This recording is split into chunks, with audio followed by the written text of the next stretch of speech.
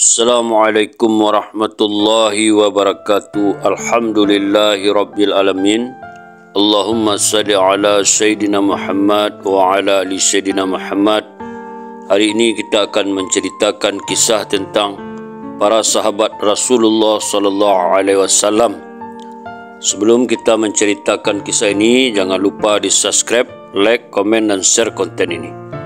Kisah tentang Rasulullah sallallahu alaihi wasallam dan para sahabat radhiyallahu anhum memberikan makanan kepada mujahidin.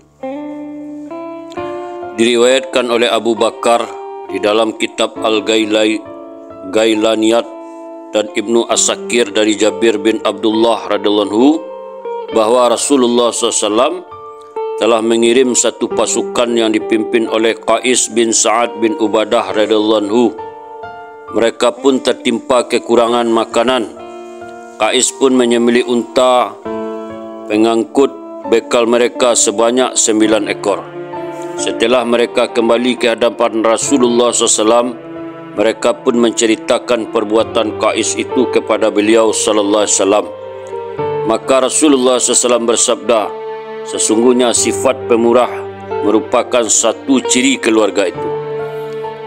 Di dalam riwayat Ibnu Abi Dunya dan Ibnu Asakir dari Rafi' bin Khadij radhiyallahu anhu katanya, Abu Ubaidah telah sampai bersama Umar bin Al-Khattab radhiyallahu anhu, dan Umar berkata kepada Qais bin Sa'ad, aku tegaskan kepadamu supaya tidak menyembelih unta-unta dalam perjalanan. Tatkala sampai ke pengetahuan Nabi sallallahu alaihi wasallam bahwa Qais telah menyembelih unta-unta, beliau sallallahu alaihi wasallam bersabda, sesungguhnya ia telah dibesarkan dalam sebuah keluarga yang pemurah. Peristiwa ini terjadi dalam perang Al-Qabat. Qabat adalah dedaunan yang dirontokkan dengan tongkat yang dipakai untuk makanan unta. Juga bermakna nama satu tempat suku Juhainah, berjarak 5 hari perjalanan dari Madinah. Ini adalah satu perang di mana para sahabat kehabisan makanan. Lalu mereka tidak dapat berikhtiar yang lain kecuali memakan daun-daun dan kayu, sehingga kotoran mereka seperti tahi kambing. Sebagaimana tersebut dalam Mutakab Al-Kanz. Di dalam riwayat At-Tabrani dari Jabir radhiyallahu anhu katanya, Qais bin Sa'ad bin Ubadah melewati kami pada zaman Rasulullah SAW. Ketika itu kami sedang mengalami kelaparan yang amat sangat. Lalu Qais menyembelih untuk kami 7 ekor unta. Kemudian kami berjalan sehingga sampai di pesisir pantai. Di sana kami menemukan seekor ikan yang besar terdampar di pantai pasir. Kami tinggal di sana, makan daging ikan itu selama 3 hari.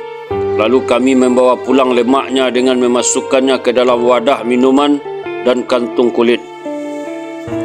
Kami terus berjalan hingga tiba di sisi Rasulullah SAW. Lalu kami memberitahukan hal itu kepada Rasulullah SAW.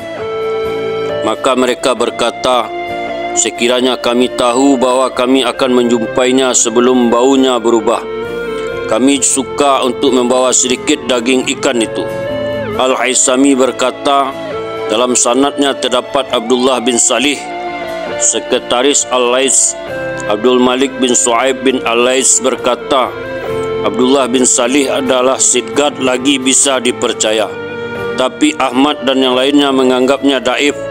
Sedangkan Abu Hamzah Al-Kulaini tidak kukenali. Para perawinya lainnya adalah sidqat. Diriwayatkan oleh Abu Ubaid dari Qais bin Abi Hazim katanya, Bilal menemui Umar radhiyallahu anhu ketika beliau tiba di Sam. Para gubernur Al-Ajnad turut duduk di sana. Bilal radhiyallahu anhu berkata, hai Umar, hai Umar. Umar radhiyallahu anhu pun berkata, ini Umar. Beliau berkata, sesungguhnya engkau ada di antara mereka dan Allah, dan tiada seorang pun ada di antara engkau dan Allah. Lihatlah siapa yang ada di depanmu, di kanan dan di kirimu. Sesungguhnya mereka yang telah datang mengunjungimu demi Allah, mereka tidak akan makan apa-apa kecuali daging burung. Umar radhiyallahu anhu pun berkata, kamu telah berbicara benar. Aku tidak akan bangun dari tempat dudukku hingga mereka menjaminku bahawa mereka akan membagi-bagikan 2 mud gandum, cuka dan minyak zaitun kepada setiap orang Islam. Semua gubernur itu berkata, kami bersedia menjamin itu untukmu, wahai Amirul Mukminin. Itu adalah kewajiban kami. Sesungguhnya Allah telah melimpahkan dan meluaskan kebaikan. Umar radhiyallahu anhu berkata, baiklah jika demikian.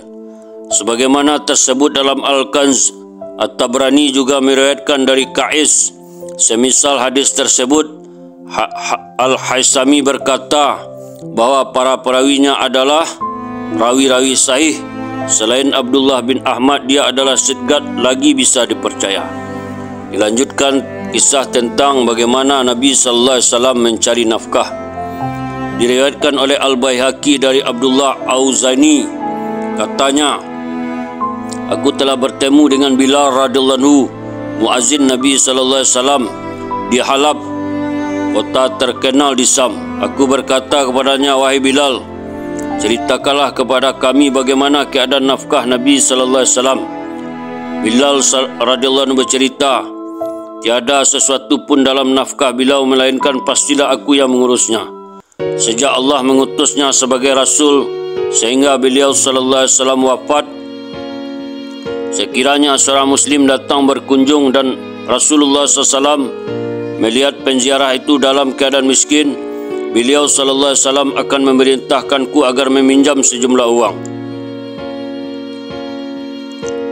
Kemudian dengan uang pinjaman itu aku membeli makanan dan kain burdah, lalu aku berikan semuanya kepadanya. Suatu ketika seorang lelaki musyrik datang mengunjungiku. Ia berkata, hai Bilal, aku sedang berkecukupan, maka janganlah kamu meminjam dari siapapun selain dariku. Aku pun melakukan saran lelaki itu. Pada suatu hari aku berwuduk. Setelah itu aku pun berdiri untuk mengumandangkan azan. Ketika itu lelaki musyrik itu tengah berada di antara sekumpulan pedagang. Ketika lelaki musyrik itu melihatku, ia berkata, hai orang Absi. Aku menjawab, ya labai. Ia menemuiku dengan wajah bengis dan melemparkan kata-kata kasar terhadapku. Ia berkata, tidakkah kamu mengetahui berapa lama lagi tiba bulan di mana kamu harus membayar utangmu? Aku menjawab, sudah dekat. Ia berkata, sesungguhnya kamu hanya mempunyai tempo 4 hari lagi, lalu aku akan mengambil hakku yang ada padamu. Sesungguhnya aku tidak meminjamkan uang yang telah kuberikan padamu itu disebabkan kemuliaan kamu, dan bukan pula disebabkan kemuliaan Tuhan kamu Rasulullah SAW. Maksudku meminjam uang itu kepadamu agar kamu mengalami kesulitan untuk membayarnya. Apabila kamu tidak mampu membayarnya, kamu akan menjadi budakku dan aku akan memberi kelonggaran kepadamu dengan mengembala kambing sebagaimana yang biasa kamu lakukan sebelum ini. Kesedihan yang biasa menimpa diri manusia tatkala mendengar perkataan seperti itu juga menimpaku. Maka aku pun pergi untuk mengumandangkan azan, sehingga setelah selesai solat Isya dan Rasulullah SAW telah kembali kepada keluarganya, aku pun mengikutinya dan meminta izin untuk menemui beliau. Rasulullah SAW pun mengizinkanku menemuinya. Aku pun berkata kepada beliau sallallahu alaihi wasallam, wahai Rasulullah, ibu dan bapakku sebagai tebusan bagimu. Sesungguhnya lelaki musyrik yang telah aku ceritakan kepadamu, yang aku telah berhutang kepadanya, telah berkata begitu dan begini kepadaku, sedang engkau tidak mempunyai apa-apa untuk membayar kembali hutang itu dariku. Demikian pula aku, ia telah mempermalukanku, maka izinkanlah aku untuk pergi menemui beberapa orang yang telah memeluk agama Islam, sehingga Allah mengaruniaku rezeki kepada Rasulnya yang cukup untuk membayar hutang itu. Aku pun keluar hingga tiba di rumahku. Aku mengambil pedang, kantung perbekalanku, sebilah lembing kecil dan sandalku, lalu mengantungkan di leherku. Aku pun menghadapkan wajahku ke arah horizon. Maka setiap kali aku tidur, aku terjaga. Bila aku dapati hari masih malam, aku pun terus tidur sehingga merekahlah fajar kazib. Maka aku merencanakan untuk meninggalkan tempat itu.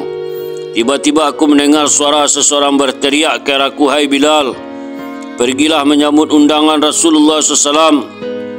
Aku pun berangkat hingga bertemu Rasulullah SAW. Ternyata di sana telah ada 4 ekor unta lengkap dengan barang bawaannya. Aku hampiri Rasulullah SAW.